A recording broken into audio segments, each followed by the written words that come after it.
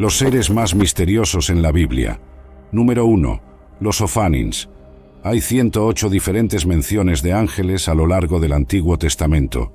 Los ángeles son mostrados como teniendo un papel en las historias contadas en el libro de Génesis, específicamente en las vidas de Abraham y Jacob. Entonces, ¿quién son estos misteriosos ángeles? Los Ophánins. ¿Qué son los Ophánins? En hebreo antiguo, Ophanim literalmente significa ruedas. La palabra en su forma singular es Ophan. Ruedas son mencionadas varias veces en el Antiguo Testamento, y Ophanim puede referirse a ruedas convencionales en un carro o carruaje. ¿Quién fue el profeta que vio esta visión? Durante la conquista de Nabucodonosor en 597 a.C., Ezequiel fue uno de los 10.000 prisioneros capturados de Jerusalén y probablemente profetizó en Babilonia para los exiliados en el asentamiento de Tel Aviv, en el río Quebar. Ezequiel ve los Ophánins. Ezequiel no estaba en el exilio cuando Dios apareció ante él. Dios usó ese encuentro para iniciar el ministerio de Ezequiel como profeta, mostrándole una visión impresionante.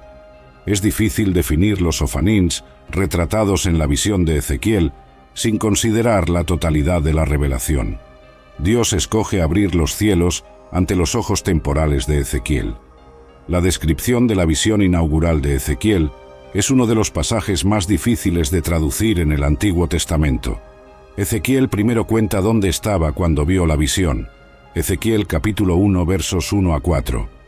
Aconteció que, cuando yo estaba en mi 30º año de vida, en el 5º día del 4º mes, mientras yo estaba entre los exiliados al lado del río Quebar en Babilonia, los cielos se abrieron y yo vi visiones de Dios. En el 5º del mes, que fue en el 5º año del cautiverio del rey Joaquim, la palabra del Señor vino expresamente a Ezequiel, el sacerdote, hijo de Buzi, en la tierra de los caldeos, por el río Quebar, y la mano del Señor vino sobre él allí. Mientras yo miraba, vi un viento tempestuoso viniendo del norte, una gran nube con fuego parpadeando continuamente, y un brillo estaba alrededor de ella, y en su núcleo había algo como metal ámbar brillante en medio del fuego. Él intentó poner en palabras algo que no podía ser explicado claramente. Usó símiles para describirlo, comparándolo con otras cosas para dar una idea de lo que era parecido. Ezequiel observa lo que parece ser una nube temible de relámpagos y fuego moviéndose del norte. 4 entidades luminosas están escondidas dentro de la nube, cada una emitiendo una luz brillante. Aunque los seres parecen humanos, no son humanos de ninguna manera. Cada uno posee 4 caras diferentes: una cara humana, una cara de león, una cara de buey y una cara de águila. El profeta no registra estas criaturas por nombre en Ezequiel 1, donde comienza el relato de su visión, pero hasta el capítulo 10 son identificados como querubines. Después de ver los querubines, Ezequiel vio las ruedas, como las ruedas de un carro. Un giroscopio es el equipo más útil para visualizar lo que Ezequiel presenció. Ezequiel estaba describiendo algo que podría moverse en cualquier dirección sin girar. Tenga en mente que Ezequiel estaba describiendo lo indescriptible. Ezequiel capítulo 1 versos 15 a 21. Ahora, mientras yo miraba a las criaturas vivas, he aquí que una rueda estaba en la tierra al lado de cada criatura viva con sus 4 caras. La apariencia de las ruedas y sus obras era como el color del berilio, y todas las 4 tenían la misma semejanza. La apariencia de las obras era como si fuera una rueda dentro de una rueda. Cuando se movían, iban en dirección a cualquiera de las 4 direcciones. No giraban de lado cuando iban. En cuanto a sus aros, eran tan altos, eran impresionantes, y sus aros estaban llenos de ojos alrededor de los 4 de ellos. Cuando las criaturas vivas iban, las ruedas iban al lado de ellas, y cuando las criaturas vivas eran levantadas de la tierra, las ruedas eran levantadas. A donde quiera que el espíritu quisiera ir, iban, porque allí el espíritu iba, y las ruedas eran levantadas junto con ellos, porque el espíritu de las criaturas vivas estaba en las ruedas. Cuando aquellas iban, éstas iban. Cuando aquellas paraban, éstas paraban. Y cuando aquellas eran levantadas de la tierra, las ruedas eran levantadas junto con ellas, porque el espíritu de las criaturas vivas estaba en las ruedas. Ezequiel continuó explicando la interacción constante entre las ruedas y los querubines. Las ruedas viajaban en la misma dirección que los querubines. Dijo que la manifestación del Espíritu de Dios podía verse en todo lo que estaba ocurriendo. Ezequiel también estaba viendo la omnisciencia de Dios. Los múltiples ojos que vio representaban la conciencia completa de Dios. Él ve y sabe todo. Este gran libro comienza con una visión. Ezequiel recibe una revelación de Dios de 4 figuras angélicas.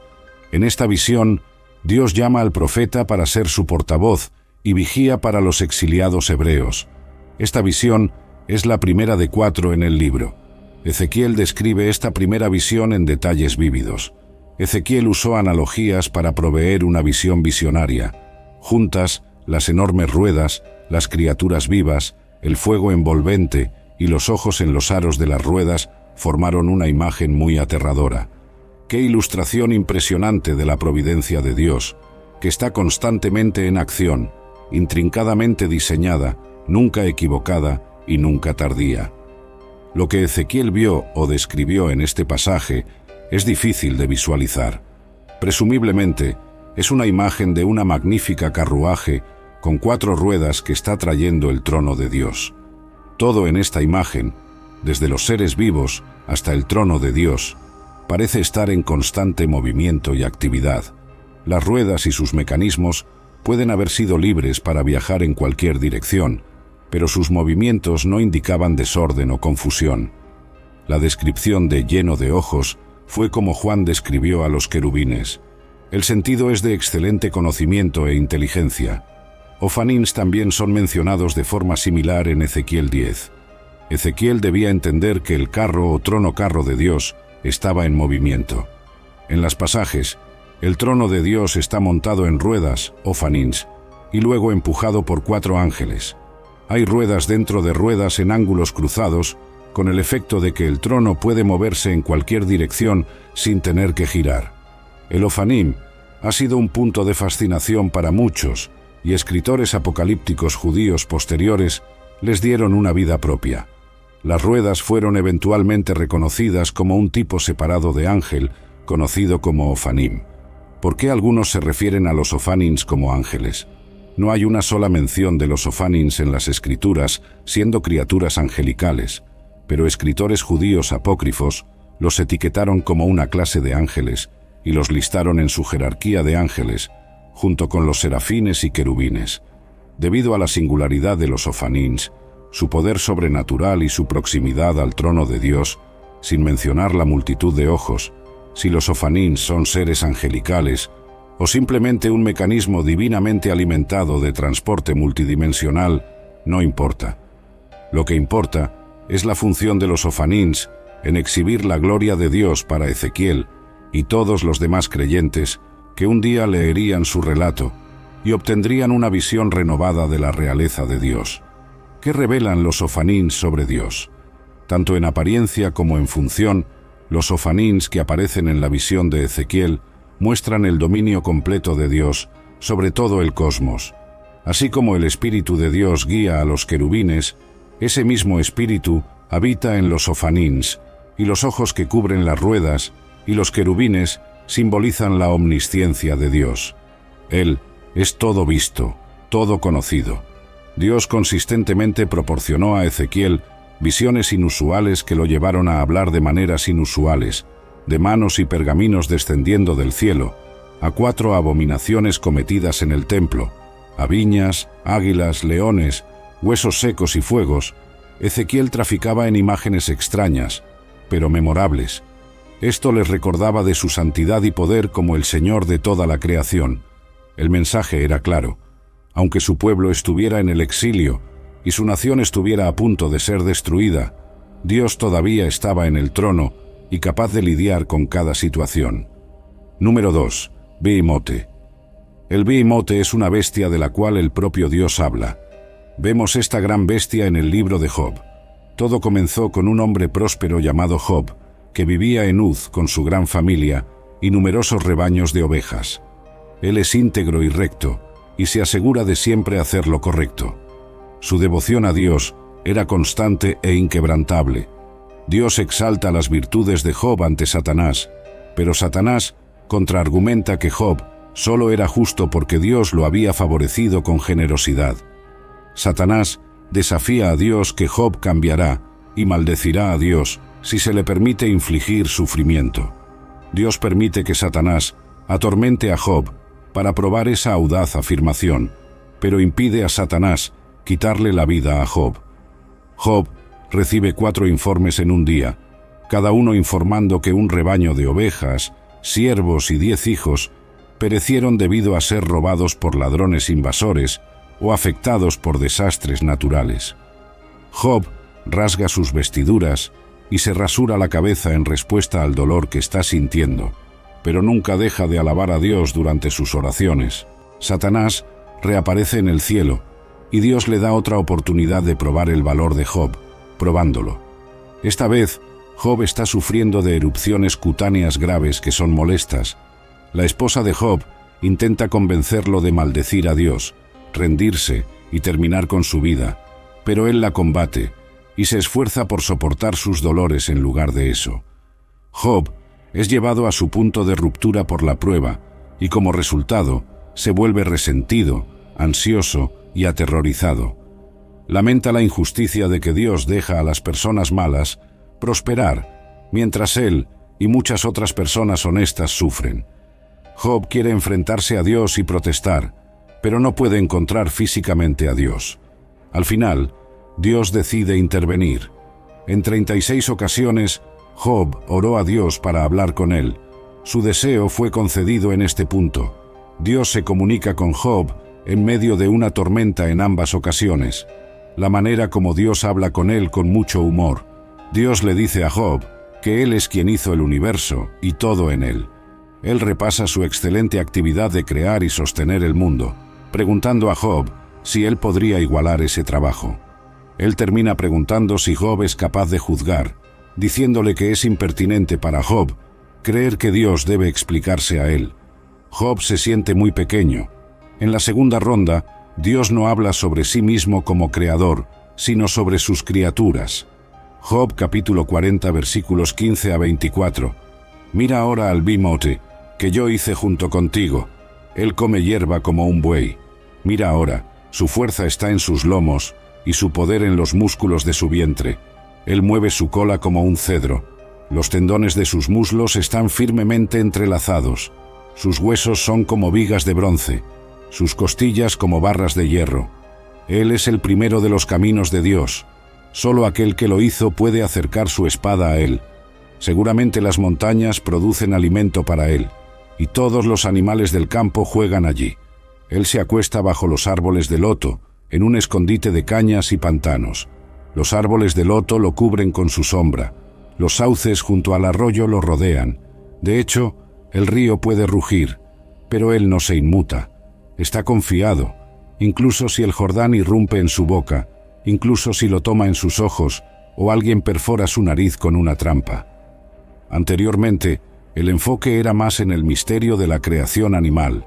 Sin embargo, ahora el enfoque cambió al miedo y aún así, la magnificencia de las creaciones de Dios.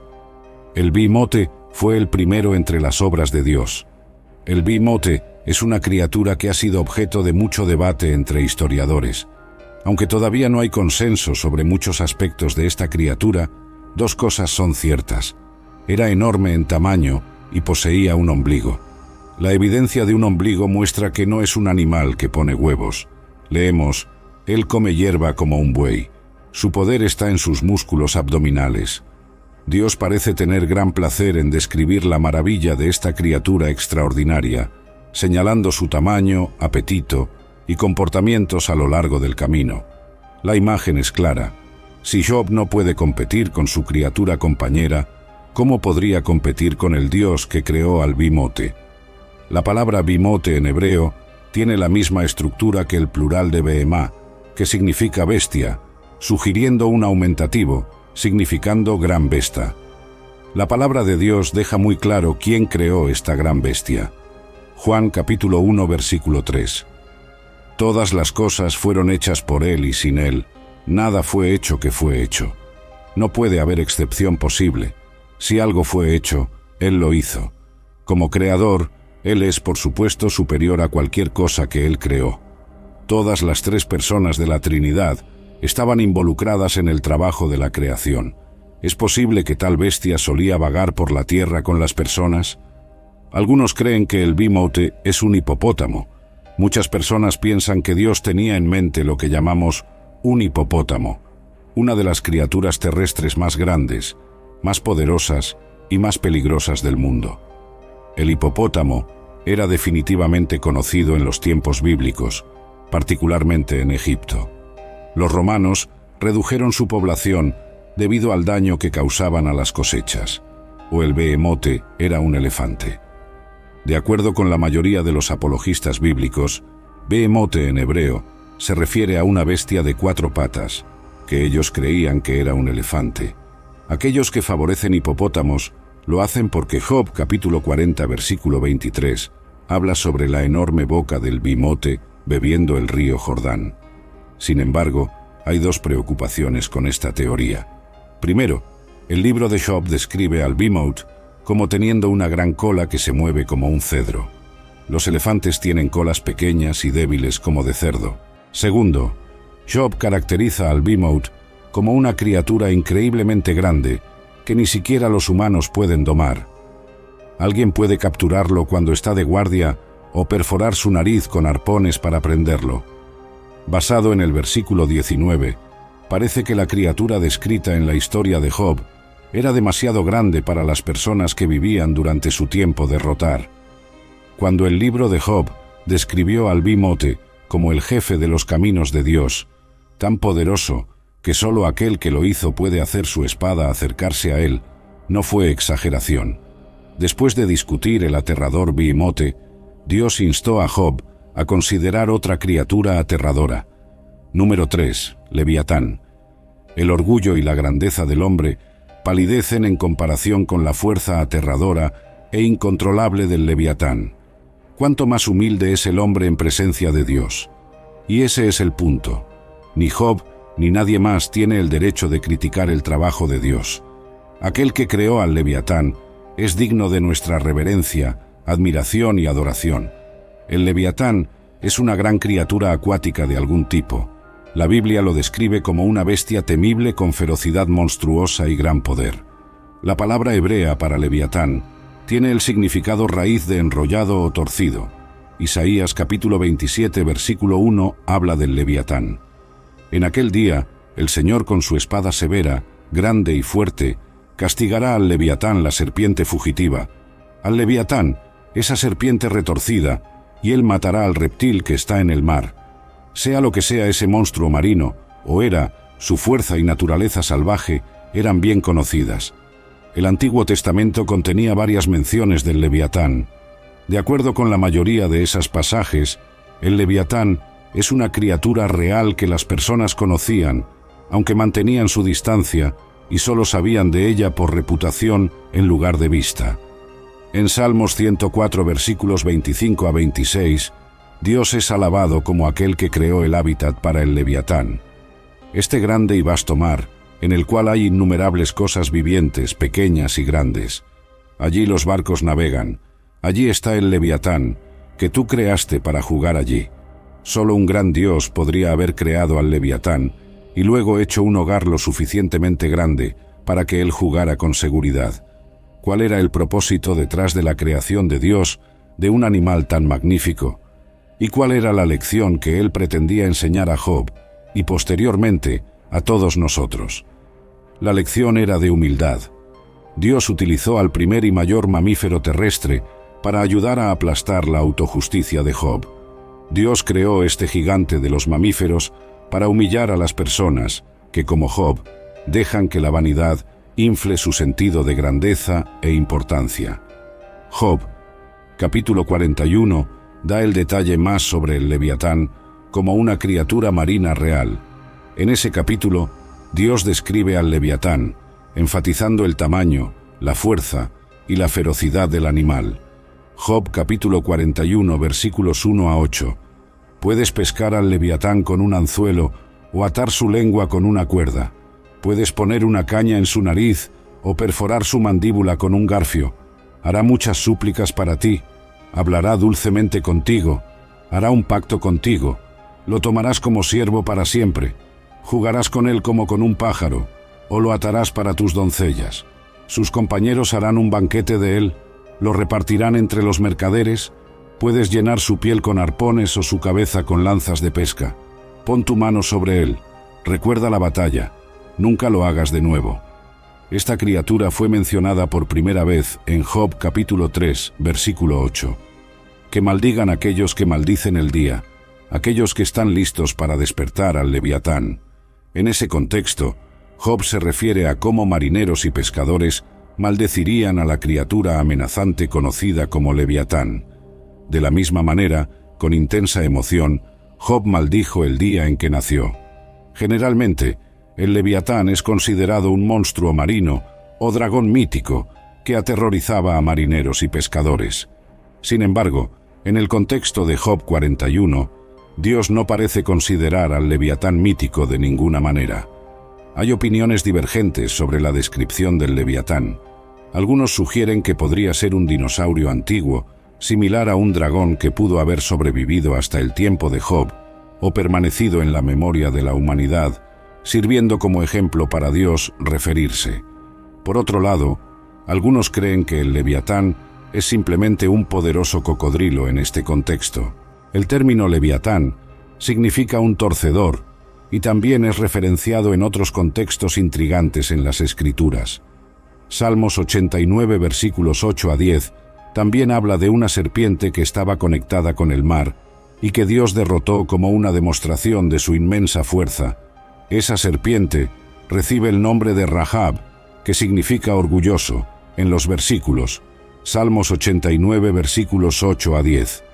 Oh Señor Dios de los ejércitos, ¿quién es como tú, oh poderoso Señor? Tu fidelidad te rodea como una parte intrínseca e inalterable de tu propio ser. Tú gobiernas el hinchazón del mar. Cuando sus olas se levantan, tú las calmas. Has aplastado a Rahab, Egipto, como quien está muerto. Has dispersado a tus enemigos con tu brazo poderoso. Si la humanidad no puede dominar al Leviatán, no puede esperar dominar a Dios. Hay un segundo punto también importante, que el propio Dios era maestro sobre el Leviatán. Todo debajo del cielo es mío. Al contar sobre su dominio sobre Behemote y Leviatán, el autor y el lector tienen una comprensión completa de la situación de la cual Job no tiene conocimiento. Job, capítulo 41, versículos 12 a 17. No me quedaré en silencio sobre sus miembros, o su poderosa fuerza, o su estructura grácil. ¿Quién puede quitar su cubierta externa? ¿Quién puede perforar su armadura doble? ¿Quién puede abrir las puertas de su rostro? Alrededor de sus dientes hay terror. Sus escamas fuertes son su orgullo, cerradas como con un sello apretado. Una está tan cerca de la otra que ningún aire puede entrar entre ellas. Están unidas una a la otra, se abrazan y no pueden ser separadas. Algunas personas creen que la descripción del Leviatán con su piel áspera, similar a una armadura y dientes numerosos y aterradores, sugiere que, en este contexto bíblico, Dios estaba imaginando un poderoso cocodrilo. Sin embargo, esta descripción del Leviatán parece definitivamente más allá de la de un cocodrilo. Job capítulo 41 versículos 18 a 21. Sus estornudos emiten luz, y sus ojos son como los párpados de la mañana. De su boca salen luces ardientes, chispas de fuego saltan hacia afuera. Humo sale de sus narices como de una olla hirviendo y juncos quemados. Su aliento enciende carbones y una llama sale de su boca. Job capítulo 41 versículos 22 a 34. En su cuello mora la fuerza y el terror salta delante de él. Los pliegues de su carne se unen, firmes e inmóviles en él. Su corazón es firme como una piedra, y tan firme como una piedra de molino. Cuando él se levanta, los poderosos tienen miedo. Por el ruido, se quedan confundidos. La espada que lo alcanza no puede prevalecer, ni la lanza, el dardo o la jabalina. Considera el hierro como paja, el bronce como madera podrida. La flecha no puede hacerlo huir, las piedras de honda son transformadas en rastrojo para él. Las mazas son consideradas como rastrojo. Él se ríe del tintinear de la jabalina. Sus partes inferiores son como fragmentos afilados. Él se extiende como un rodillo de trilla en el lodo. Hace hervir las profundidades como una olla. Convierte el mar en un pote de ungüento. Detrás de él ilumina un camino. Uno pensaría que el abismo tiene cabellos canosos. Nada en la tierra es como él, una criatura hecha sin miedo. Él mira a todo lo que es alto. Es rey sobre todos los hijos del orgullo. En la descripción final detallada del Leviatán, Dios usó un lenguaje que vincula estrechamente la idea del Leviatán con Satanás. Job fue instruido por Dios a pensar en estas criaturas inconquistables. Dios completa sus observaciones a Job sin contarle nunca la historia detrás de la historia. Job fue dejado sin saber de la situación que provocó toda su crisis. Aunque Job no sabía toda la historia, Dios le dijo de su gran victoria sobre el Leviatán, Satanás, brindando a Job seguridad para el pasado, el presente y para el futuro. Un Leviatán era una criatura peligrosa que hacía que guerreros experimentados se volvieran y huyeran. Leviatán no es un mito, sino una criatura real del mar sujeta solo a su creador. Toda la naturaleza glorifica a Dios, y estas dos bestias honran a Dios. Isaías capítulo 43 versículo 20. Los animales salvajes me honran, los chacales y las lechuzas, porque yo proveo agua en el desierto y arroyos en el páramo, para dar de beber a mi pueblo, mi elegido. La fuerza de esta criatura o de cualquier criatura se deriva de Dios, quien por lo tanto es la fuente de poder final con la que no podemos contender. Dios es capaz de instruirnos y comunicarse con nosotros a través del mundo natural. Número 4. Nefilim. Los orígenes de los ángeles son distintos de los humanos. Fueron hechos en tiempos diferentes y por diferentes razones. Sin embargo, las Escrituras indican que una parte de los ángeles caídos de Satanás no mantuvieron su dominio adecuado al materializarse e interactuar con humanos de maneras que los ángeles nunca deberían hacer.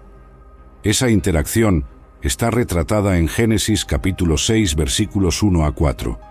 Aconteció que, cuando la humanidad comenzó a multiplicarse en la faz de la tierra y nacieron hijas para ellos, los hijos de Dios vieron que las hijas de los hombres eran hermosas y tomaron para sí esposas a quien quiera que escogieran. Entonces el Señor dijo: Mi espíritu no contendrá con el hombre para siempre, porque él también es carne. Sin embargo, sus días serán 120 años. Los Nefilim estaban en la tierra en aquellos días, y también después, cuando los hijos de Dios entraron a las hijas de los hombres, y ellas les dieron hijos. Aquellos eran los hombres poderosos que eran de antaño, hombres de renombre. Esto se refiere a la descendencia no natural de la unión entre los hijos de Dios y las hijas de los hombres. Sin embargo, había individuos de tamaño distinto en la tierra, tanto antes como después del diluvio. Los individuos que vivieron antes del diluvio eran notables debido a su linaje demoníaco. Eran conocidos como los hombres poderosos y famosos de tiempos antiguos.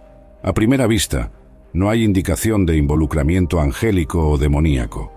Un pasaje en Job, por otro lado, proporciona una mejor comprensión. Dios explica a Job su omnipotencia, recordando su poder sobre la creación. Job capítulo 38 versículos 4 a 7. ¿Dónde estabas cuando yo puse los cimientos de la tierra? Dime, si tienes entendimiento, ¿quién fijó sus medidas? Ya que tú sabes, ¿o quién extendió la línea de medición sobre ella? ¿Sobre qué fueron hundidos sus cimientos? ¿O quién puso su piedra angular cuando las estrellas de la mañana cantaban juntas y todos los hijos de Dios gritaban de alegría? Las estrellas de la mañana se interpretan mejor como ángeles. También sabemos que la humanidad aún no había sido creada cuando Dios puso los cimientos de la tierra, por lo que la referencia a hijos de Dios es otra referencia a ángeles, implicando que los hijos de Dios en Génesis 6 también son ángeles. El contexto implica que los Nefilim eran la progenie resultante de seres espirituales y humanos. Los Nefilim, o caídos en Génesis capítulo 6 versículo 4, son personalidades misteriosas, los hombres poderosos que eran de antaño, los hombres de renombre. El texto no explica cómo los Nefilim llegaron. simplemente afirma que los Nefilim estaban en la tierra en aquellos días y también después, cuando los hijos de Dios entraron a las hijas de los hombres y les dieron hijos. Judas probablemente entiende Génesis capítulo 6 versículos 1 a 4 como refiriéndose al matrimonio entre seres espirituales y humanos. Judas 6 habla de ángeles que no se mantuvieron dentro de su posición de autoridad, pero dejaron su morada apropiada. Dios no pretendía que la raza humana permaneciera en ese estado desafiante indefinidamente. Esto significa que nuestro rechazo a Dios alcanzó un punto sin retorno. Dios no nos cortejará indefinidamente. Llegará un momento en que Él dirá no más. Los Nefilim fueron una de las principales razones para el gran diluvio en el tiempo de Noé. Inmediatamente después de la mención de los Nefilim, la palabra de Dios dice: «El Señor vio cuán grande era la maldad del hombre en la tierra, y que toda inclinación de los pensamientos de su corazón era solo el mal todo el tiempo». Esto entristeció profundamente al Señor, que Él había creado a los humanos en la tierra, y su corazón estaba cargado de tristeza. Dios entonces inundó toda la tierra, destruyendo todo, excepto Noé, su familia y los animales en el arca. Todo lo demás pereció, incluyendo a los Nefilim. Pero ¿por qué los hombres de repente se volvieron tan violentos? ¿Fue porque la línea piadosa se mezcló con la línea impía, o fue, al menos en parte, porque la humanidad se mezcló con seres espirituales? Me gustaría argumentar por lo último. ¿Había Nefilim después del diluvio? Parece que los ángeles caídos cometieron su pecado de nuevo después del diluvio. Sin embargo, es probable que haya ocurrido en una extensión mucho menor que antes del diluvio. Los israelitas regresaron a Moisés con la siguiente información después de explorar la tierra de Canaán. Números, capítulo 13, versículo 33. También vimos allí a los Nefilim. Los hijos de Anac son parte de los Nefilim, y éramos como langostas a nuestros propios ojos, y así éramos a los ojos de ellos. También es posible que, después del diluvio, los demonios se aparearan de nuevo con mujeres humanas, resultando en más Nefilim. Es incluso posible que algunas características de los Nefilim hayan sido transmitidas a través del linaje de una de las nueras de Noé. De cualquier manera, los israelitas destruyeron a estos gigantes durante su invasión de Canaán.